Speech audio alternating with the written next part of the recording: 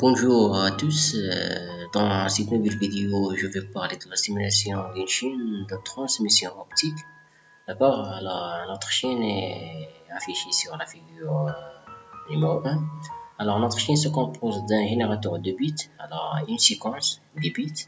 Après la séquence des bits, on trouve un générateur, c'est un codeur. Alors, on a plusieurs codeurs. Par exemple, le codage NRZ, le codage RZ, le codage Manchester et d'autres types de codage. D'accord? Après le codage NRZ, on trouve le composant qui convertit le signal électrique à un signal optique. Alors, on travaille dans notre cas avec une diode laser. Après la diode, on trouve la fibre optique. Donc, vous voyez que la fibre optique, elle transmet des ondes optiques. Donc, elle est reliée à la sortie de la diode laser. Après la sortie de la fibre optique, on trouve un photodétecteur alors, qui joue le rôle d'un convertisseur optique électrique. Alors, elle prend un signal optique et le convertit à un signal électrique. Après photodétecteur, on trouve un filtre passe-bas alors qui garde juste la partie qui nous intéresse de signal. Et à la fin, on trouve un analyseur qui nous affiche les résultats de la simulation. Donc, on va travailler pour cette simulation, on va travailler avec le logiciel OptiSystem. Alors, voilà notre logiciel. Alors, comme vous voyez, alors dans un premier temps, on va créer un nouveau projet. D'accord, un new. On va se faire un new. Voilà. Après, on a 4 icônes. Donc, on passe vers l'icône default. Alors ici, on trouve les composants. Alors, dans un premier temps, on a besoin d'un émetteur. Alors, on travaille avec un émetteur, un canal de transmission, c'est la fibre optique, et on a un récepteur, c'est le photodétecteur et le filtre. Donc, pour l'émetteur, on passe vers Transmitters Library. D'accord? Alors, on prend dans un premier temps le générateur de la séquence des bits. On passe vers un bit séquence. Voilà. Alors, on a deux types. On a User Defined Bit. Alors, donc, pour ce composant, nous qui définit la séquence des bits, et pour pseudo-random bit sequence, alors une séquence par défaut est générée. Donc, on prend User Defined Bit, nous qui décide le nombre de bits qui nous intéresse. Alors, après la séquence, on trouve le codeur. Alors, on passe vers Pulse Generators. On travaille dans le domaine toujours électrique et on n'est pas encore arrivé à la partie optique, donc on passe vers électrique. Alors, on a plusieurs types de codeurs. Par exemple, pour notre cas, on travaille soit avec RZ générateur, retour à 0 ou non retour à 0, NRZ.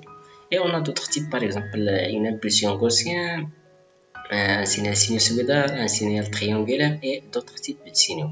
Pour nous, on travaille par exemple pour le cas non retour à 0, NRZ, d'accord?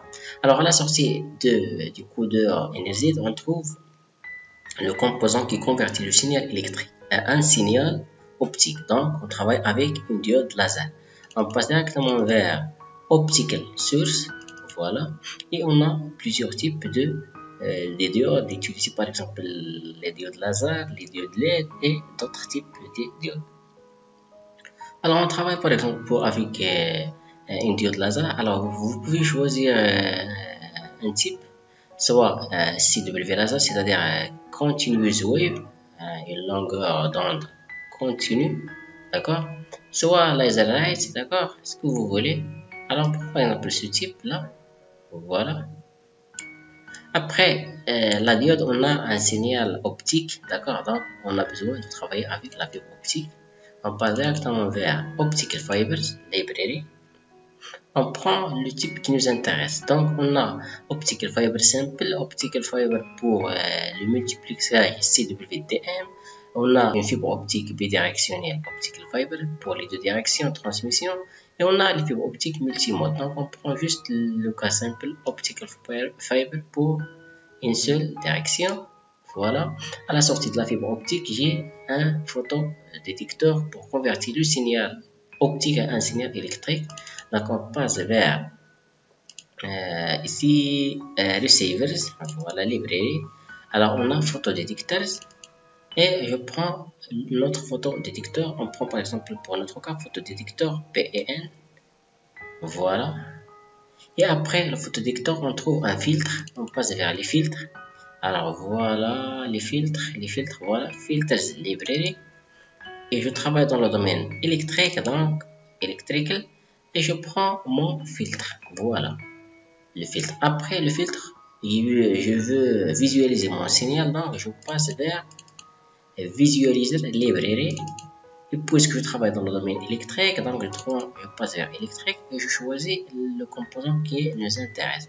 Par exemple, oscilloscope, BER analyzer, et diagramme analyzer, radiofréquency spectrum pour la transformée de Fourier, c'est-à-dire le domaine fréquentiel, et electrical power meters pour mesurer la puissance à la sortie d'un composant. D'accord. Alors on prend par exemple le BER analyzer. Voilà. On prend ce composant. Voilà, et je relie les sorties avec les sorties. Je prends cette sortie là, supprimer cette sortie et je relie cette sortie avec la sortie du codeur. D'accord. Maintenant, on peut dire qu'on a terminé notre chaîne. Donc, je passe vers la séquence. Je vais double-cliquer sur le composant et je trouve les bits. D'accord. Alors, on a plusieurs bits. Par exemple, ici, je clique sur les bits. Voilà. Je peux changer ces bits-là. Je peux mettre les bits qui nous intéressent. D'accord. Par exemple, 0, 1, 1, 0, 1, 1. Ce que vous voulez.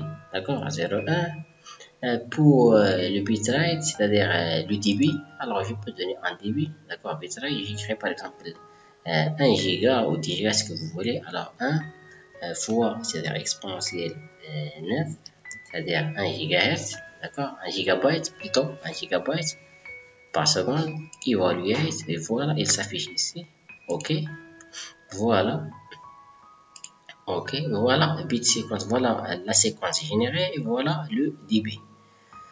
Pour le codage énergie, double-clic, alors on a plusieurs paramètres. Par exemple, si vous voulez changer l'amplitude, d'autres choses, position, rise time, le temps de descente, le temps pour monter, d'accord. Alors on a laser, la diode laser, je peux changer la fréquence par exemple, je peux changer la puissance d'émission. Alors la fréquence, on a les unités. Je peux changer, je travaille avec la longueur d'onde en nanomètres. Alors si je choisis nanomètres, c'est-à-dire la longueur d'onde, d'accord. Je travaille avec la longueur d'onde, la puissance, on a la puissance ici en dBm, je peux fixer la puissance en watts ou en milliwatts et d'autres paramètres, d'accord. Voilà, alors je passe avec le cas simple, je passe sur la fibre optique, double-clic, voilà, alors pour la fibre optique, j'ai la référence ici et la longueur d'onde, alors je peux travailler avec la longueur d'onde, je peux travailler avec la fréquence. Et puisque la diode laser fonctionne à la fréquence 193,1 Hz, donc je travaille ici mieux, je vais travailler avec la fréquence, donc je fixe la même fréquence, la virgule 1. Ici, on a la longueur de la fibre. Alors, on peut changer la fibre à la longueur de la fibre, par exemple 20, ce que vous voulez, 50, 100. L'atténuation, je peux fixer l'atténuation, d'accord. Je travaille sur l'atténuation de la fibre. Je peux changer ici la dispersion chromatique, modale, ce que vous voulez. La PMT, d'accord. PMT coefficient de polarisation et d'autres types, par exemple le bruit, ce que vous voulez ajouter à notre fibre. Et voilà, ok. Photodétecteur. Alors, on a le courant, d'autres paramètres. D'accord, on ne change rien. On a notre filtre et on a l'analyseur BER. Donc, on peut visualiser la puissance à la sortie. Alors, electrical power. Donc, je peux mettre ce composant à la sortie du générateur énergie et à la sortie de photodétecteur. Voilà. Alors, on ne peut pas mettre electrical power entre la diode laser et le photodétecteur. Pourquoi? Parce que le signal sur la fibre optique, c'est un signal optique. Donc ici, on travaille avec des composants électriques. D'accord? Alors, on ne peut pas mettre ces composants entre les diodes. Maintenant, on peut dire qu'on a terminé les caractéristiques de notre chaîne. Donc, je lance la simulation, je passe vers Calculate ici, d'accord, Calculate, soit je passe vers File et je clique sur Calculate, ce que vous voulez, c'est la même chose. Donc, Calculate, voilà, cette fenêtre s'affiche, je clique sur Simuler, voilà. Alors, on a successful, alors jusqu'à Calculation Finished. Alors, si on n'a pas un message en couleur rouge, c'est-à-dire que notre simulation a été bien faite. Je vais faire, d'accord, et je compare dans un premier temps les puissances. La puissance à la sortie du générateur NRZ et la puissance à la sortie de photodétecteur. Alors, la puissance à la sortie du générateur, c'est 24,9 dBm. Alors, la puissance totale, alors on peut prendre juste la puissance du signal, la puissance du bruit et la puissance totale. D'accord, en dBm, soit en watts. Alors, on a 24,9 et pour à la sortie du photodétecteur, double-clic, alors la puissance est moins 22,9 dBm, la puissance totale. Vous voyez que la puissance a été diminuée. Pourquoi? Parce qu'on n'a pas des amplificateurs, on n'a pas de choses. Donc, le signal, plus que la distance augmente, plus que le signal sera atténué. D'accord? Donc, après 20 km, voilà la puissance à la réception du photodétecteur, à la sortie du photodétecteur. D'accord? Alors, ça pour la puissance. Alors, je passe vers PER Analyzer. Voilà. Alors, il y a ici plusieurs paramètres, par exemple le facteur de qualité, Q-factor, voilà la valeur, le taux d'erreur biennale minimal, la hauteur du diagramme de l'œil, d'autres paramètres, d'accord, ce que vous avez étudié dans le cours. Alors, on a le facteur de qualité, on a le taux d'erreur biennale minimal, on a la hauteur de l'œil et plusieurs paramètres. Donc, je passe à par exemple BER, voilà le signal, threshold, la hauteur de l'œil, BER, d'accord. Alors, je peux visualiser le diagramme de l'œil, d'accord, en cochant Show a diagramme, et voilà, facteur de qualité, d'accord, BER, d'accord, ce que vous voulez.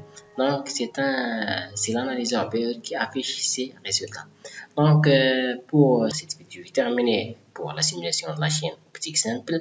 Mais dans la suite, dans les vidéos prochaines, je vais travailler sur d'autres exemples. Par exemple, l'atténuation au niveau de la fibre optique, comment on peut corriger l'atténuation, la dispersion, comment vous pouvez corriger la dispersion, le multiplexage, les différents types de multiplexage, le bilan de puissance. Alors, je vais travailler sur plusieurs exemples, d'accord? Donc, si vous avez des questions, si vous avez des exemples, vous voulez les traiter, vous pouvez nous contacter sur notre chaîne YouTube ou sur notre page Facebook, d'accord? Donc, à bientôt.